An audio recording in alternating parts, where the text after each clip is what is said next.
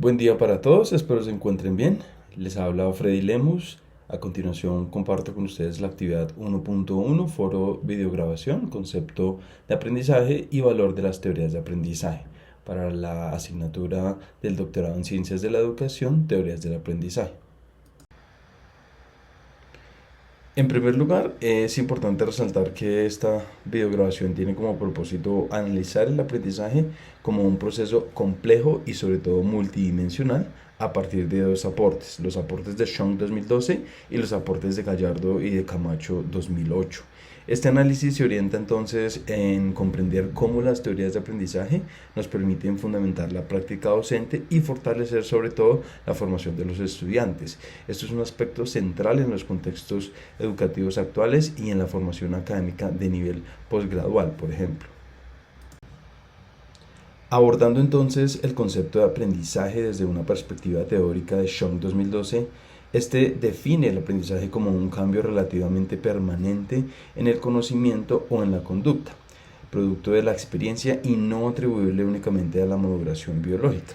De manera tal que esta definición destaca que el aprendizaje implica transformaciones sostenidas que afectan sobre todo la manera en que el individuo comprende y actúa como un sujeto activo en la construcción del conocimiento,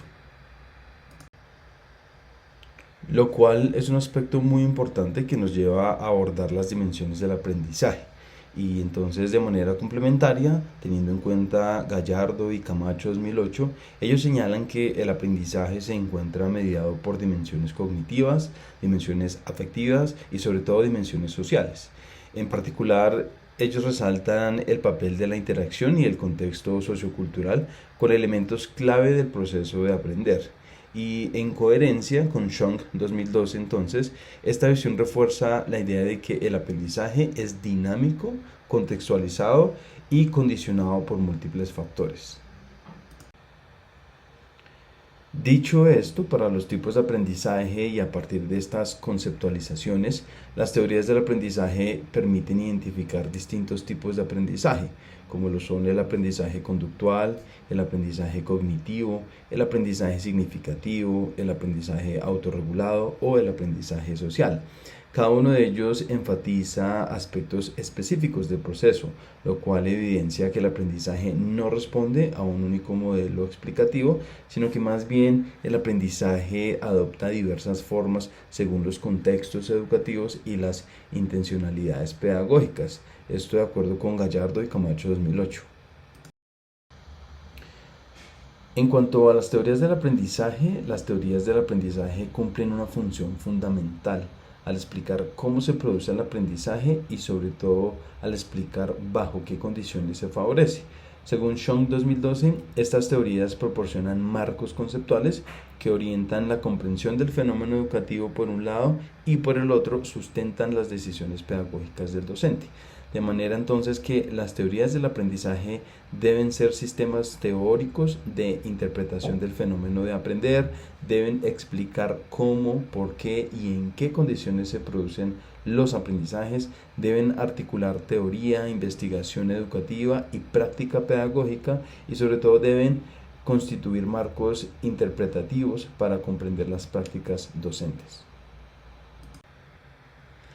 Habiendo dialogado ya frente a las teorías del aprendizaje, es importante ahora tener en cuenta y analizar los diferentes enfoques teóricos, entre los cuales se encuentran el conductismo, que refiere al control del aprendizaje desde la conducta observable, el cognitivismo, que hace énfasis en estructuras y procesos mentales, el constructivismo, que hace referencia al conocimiento como construcción activa del sujeto, y el enfoque sociocultural, que hace hincapié en el aprendizaje como práctica social mediada.